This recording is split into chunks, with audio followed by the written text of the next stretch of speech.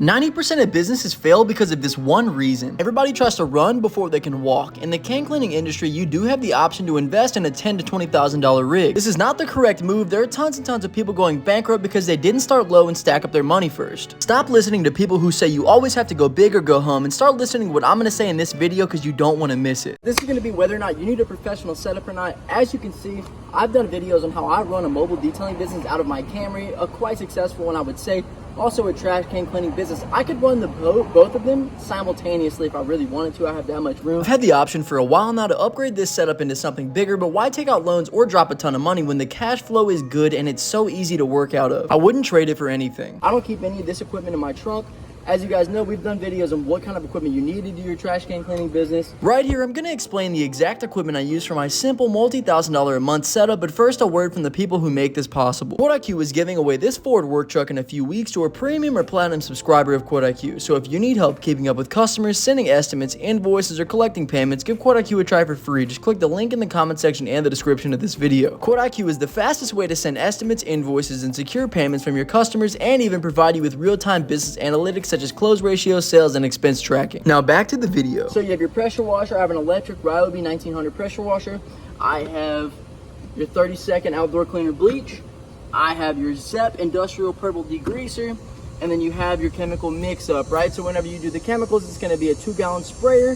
You're going to need 1.25 water, 0.75 bleach, and a little bit of degreaser in there somewhere. I'm going to show you guys exactly how I would fit this into my Camry. If you guys have any vehicles similar in size to mine, I highly recommend copying how I set my equipment up. Of course, it can be more organized, but it's very accessible and easy, and that's the goal. Something that's small, feel free to do the exact same thing, or just mix it up a little bit. It's just to show you that you don't need a big old truck or a big old trailer to be able to run a little business and make some money. First, you usually start with this. I also have a pressure washing wand. Whenever you need to wash, you're gonna need that. And then I have multiple different kinds of tips. Usually just use a turbo nozzle so that it gets a good, powerful wash. All the spray comes through at one time. Toss your chemicals down there. You can have a towel or a tarp down if you really want to, if you're worried about your car getting bleached on the inside. My car is gray, so I've never had a problem with any of the bleach leaking out or anything like that. And then always in the front seat, I like to, you gotta make sure this is locked, right? So if you wanna unlock it, you just twist to the side and pull it up. If you wanna relock it, push it in, twist to the right. Okay, so I always push this through here, just make sure it's all, what the heck? Make sure it's wrapped up. And then you drop it in. Traditionally, I would move my seat up so that nobody could really move it, or so that when I'm driving, you know, people drive crazy out here, but whenever I'm driving, it doesn't go anywhere. It's pretty much locked between the front dash and the seat. So just kind of play with that how you will, or you can place it in the back seat if you want in a little holster. They have crates and stuff like that. You can buy at Walmart, buy at Lowe's, and you can put it right in there. No one's gonna mess with it. You can't mess with it. It's not gonna move. Close this up, then we're heading to jobs. It's not that hard. The cleanup is probably gonna be your hardest part because you're gonna wanna throw things back in the car, which obviously, as you can tell, it wasn't the most organized process ever, right? I just have a Camry, simple 07 Camry that I'm tossing stuff into, which we gotta upgrade one day. But listen, right now, you don't need to, okay? But whenever you're trying to put stuff back in order, just like I said with my mobile detailing business, you need to take your time. Just make sure it goes in a place that you always will remember it so you're not confused. Boom, washer right here. It's always in this seat. It's never in the other seat.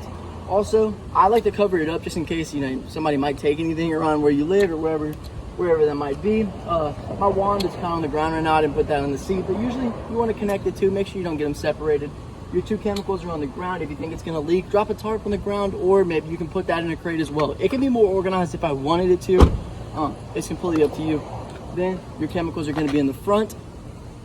It's pretty simple. Guys, you can do this too. You don't need it to be crazy. How many times can I say this? They have guys out here that are buying $20,000 trash can cleaning trucks. Why are you doing that? Somebody commented on one of my videos and said, man, you gotta buy yourself one of those trash can cleaning trucks. Washing like this is awful. Dude, it takes me 25 minutes and I can make $2 a minute, right? Like, it's not that bad. Also, it's completely accessible. If I had a freaking trash can truck, I'd have to somehow park that somewhere. Maybe have to get a rental place to be able to keep it. I wouldn't be able to keep that in my apartment complex, or you'd have to assume that I have a home where the HOA doesn't mind. I have a massive trash can cleaning truck in the middle of it. So You guys, listen, you don't have to take my advice for it. I only make $100,000 a year cleaning trash cans, but listen, do you? This is all, of course, a simplified version of where I'd come from, but it takes time. Things all come together eventually. When I first started mobile detailing, the back of my car was a wreck, and then I came up with a really organized setup in my trunk. Same goes with the trash can cleaning business. Soon I'll have some crates and a more organized way of placing things into it, but you don't always need the craziest, most professional setup to be successful in business. Consider people who want to become streamers and they have awful cameras and mic quality, and watch them a year or two later and see the difference. So move with that mentality. All of the equipment I listed earlier is literally everything I use on jobs and everything I need on jobs, except for the hose and the extension cord, which are both in the trunk, but it's all accessible and super easy. The hardest part of doing this kind of work is not wanting to clean up after the job. It's easy to be tired and just want to throw stuff in, not wrapping up the hose right or the extension cord, but always remember, being more organized is going to keep the job more organized. Thank you guys so much for being a part of this video. If you did enjoy, hit that like button and let me know you enjoyed by commenting down below Camry. Most people don't take advantage of the information on the internet and would rather go around hating or claiming it's not their fault their business doesn't work. But clearly, if you've made it to this point and you're at the end of the video, you're ahead of most people and hopefully you're learning. So now go start your business, and I'll see you guys in the next video.